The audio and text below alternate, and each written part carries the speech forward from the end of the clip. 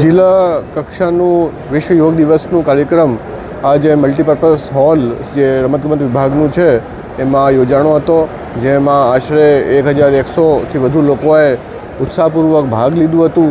અને આપ સૌ થકી મારી એ જ વિનંતી છે કે જીવનમાં યોગ આપણે ડેલી શેડ્યુલમાં એનો સમાવેશ કરીએ તો એના જે પરિણામો છે એ આજે આખો વિશ્વ પણ એને સ્વીકૃતિ આપી રહ્યો છે. એટલે એકવાર ફરી વિશ્વ યોગ દિવસ નિમિત્તે હું આપ સૌને શુભેચ્છાઓ આપી મારું વક્તવ્ય પૂર્ણ કરું છું.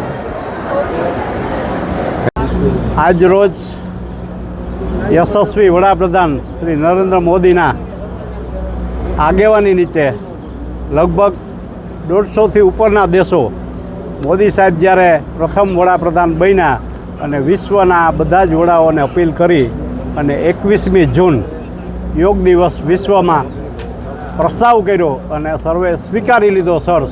એને હિસાબે આજે આ 11મો યોગ દિવસ છે. યોગથી જેમ કહેવાય છે કે યોગ ભગાડે રોગ, તો હું બધા યુવાનો નાના મોટા આબાળ વૃદ્ધોને બધાને મારી વિનંતી કરું છું રાજ્યસભાના સભ્ય તરીકે કે દરેક લોકોએ આ યોગ કરવા જોઈએ. આમાં કોઈ જાતનો ખર્ચો પણ નથી અને તમારું શરીર તંદુરસ્ત રાખે જ, મગજ ફ્રેશ રહે છે. સ્ટ્રેસથી આપણે બધા ક્યાંક ને ક્યાંક એનો ભોગ બનતા હોય. જો યોગ કરશું તો આ સ્ટ્રેસ પણ દૂર જશે અને તંદુરસ્ત લાઈફ, તંદુરસ્ત જીવન જીવી શકાય. તો સૌને મારી આ ઇલેક્ટ્રોનિક મીડિયાના માધ્યમથી વિનંતી છે કે બધા લોકોએ સવારે અડધી કલાક પણ કમસે કમ યોગ કરવા જોઈએ. ધીમે ધીમે ટીવીમાં જોઈને અથવા ટ્રેનર થ્રુ અથવા જે સામાજિક સંસ્થાઓ અથવા તો રામદેવજી બાબાનું છે અથવા આપણા શિષપાલજી છે, આ બધા જ સેન્ટરો આખા ગુજરાતમાં યોગના ચાલે છે ફ્રી ઓફ કોસ્ટ. તો એમાં જોડાવવું જોઈએ અને આપણું કોન્ટ્રીબ્યુટ પણ આપવું જોઈએ. આપણી તંદુરસ્તી માટે, આપણા શરીર માટે, આપણા પરિવાર માટે ફાયદારૂપ છે. અને અત્યારના જમાનામાં જે ફાસ્ટ ફૂડ ને જે બધું ખવાય છે યુવાનો કે નાના બાળકો કે એ છેલ્લે તો નુકસાન કરતા હોય છે.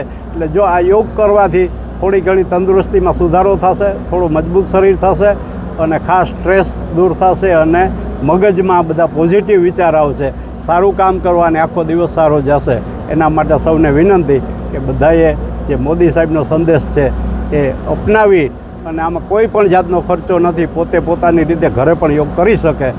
યોગ કરવાથી ઘણો રાહત રહે છે, રોગ ભાગે છે અને આખો દિવસ પ્રફુલ્લિત રહે.